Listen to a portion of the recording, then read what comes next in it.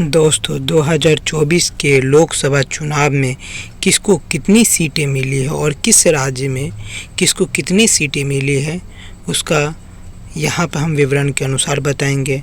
जिससे कि राज्य और केंद्र शासित प्रदेश के अनुसार जो नतीजे आए हैं उसमें भी किसको कितनी सीटें मिली है उसको हम बताएंगे। यहाँ पे राजग का मतलब होता है एनडीए, एनडीए का मतलब नरेंद्र मोदी की सरकार। आप भारतवर्ष जो ये है क्या है, इंडियन अलायंस, जिसको हम इंडिया के नाम से भी जानते हैं। और अन्य में कितने मिले हैं वो टोटल हम बताएंगे। अब हम बताएंगे किसको कितनी सीटें मिली हैं। अब हम आते हैं कि हर एक जगह पर हम देखेंगे किसको कितने। पहला ये देख लो सीट बाय नंबर है कि एक प्रदेश में कितनी लोकसभा की सीटें हैं, वो भी आपको याद हो जाएगा इसमें कितने हैं। और इसमें दूसरा नंबर आता है जिसकी सरकार बनी, जो बहुमत प्राप्त है वो है। और तीसरे नंबर पर जो इंडियन अलायंस, जिसमें कि कांग्रेस के द्वारा जो अब जैसे कि हम देखते हैं। और अन्य में तो तुम देख ही रहे हो कि अन्य हैं। अब हम देखते हैं कि जैसे अंडमान एवं निकोबार द्वीप समूह, इसमें कुल एक ही सीट है और वो भी एक सीट किसको मिली है, वो एक सीट मिली है भाजपा को। भाजपा मतलब कि एनडीए सरकार, मोदी सरकार को मिली है। ठीक है मित्रों,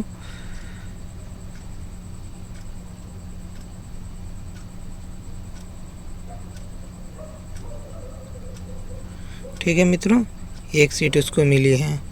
अब हम आते हैं आंध्र प्रदेश में टोटल 25 सीट है, जिसमें से कि 21 सीट किसको मिली है, भाजपा को मिली है।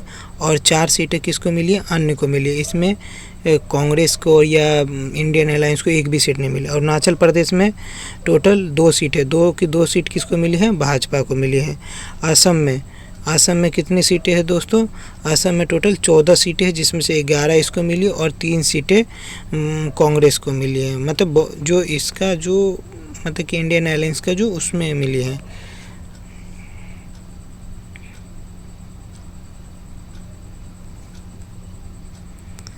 अब हम आते हैं बिहार में कितनी सीटें, टोटल 40 सीटें, 40 में से 30 मिली है भाजपा को, जो कि जुड़ के हैं। 12 सीटें उसको एनडीए उसको मिली। टोटल मिला के जो है बिहार में 30 सीटें भाजपा को मिली है, 9 सीटें इंडियन अलायंस को मिली है और 1 सीट मिली अन्य को।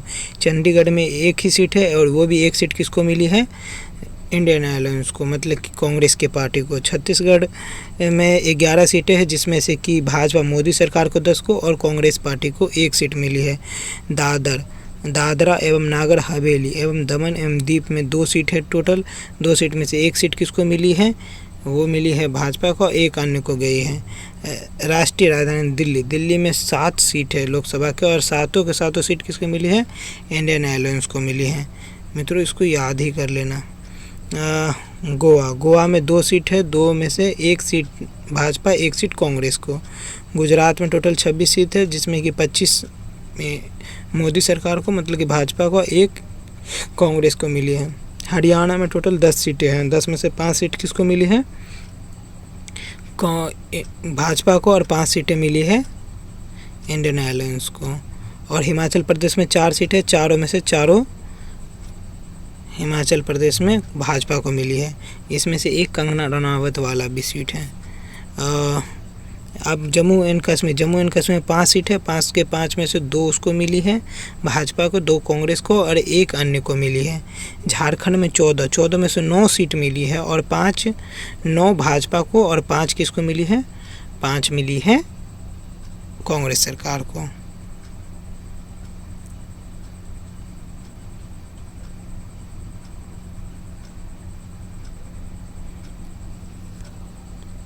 अब कर्नाटक में टोटल 28 सीट है, 28 में क्या है, 19 मिली भाजपा को और 9 कांग्रेस को मिली है।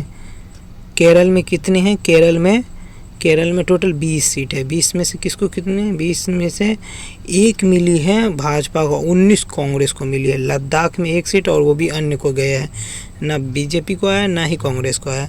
लक्षद्वीप में 1 सीट है, वो गई है कांग्रेस को गई है।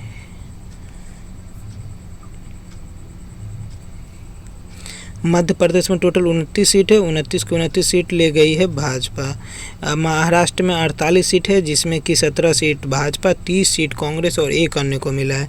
मणिपुर में 2 सीट, दोनों के दोनों कांग्रेस को मिली है। मेघालय में 2 सीट, 2 में से 1 सीट कांग्रेस, 1 ले गया है अन्य। मिजोरम में 1 सीट है, वो भी अन्य को मिला है। नागालैंड में 1 सीट वो भी कांग्रेस को मिली है। उड़ीसा में कितनी टोटल सीटें?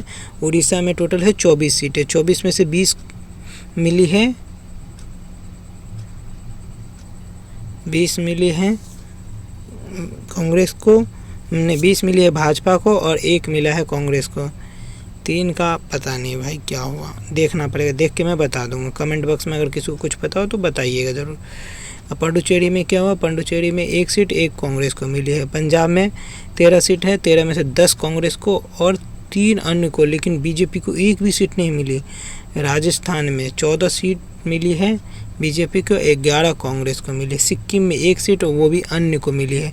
तमिलनाडु में 39 सीट, 39 सीट कांग्रेस को मिली है। तमिलनाडु का बहुमत यहीं से, कांग्रेस का बहुमत यहीं से प्राप्त हुआ है।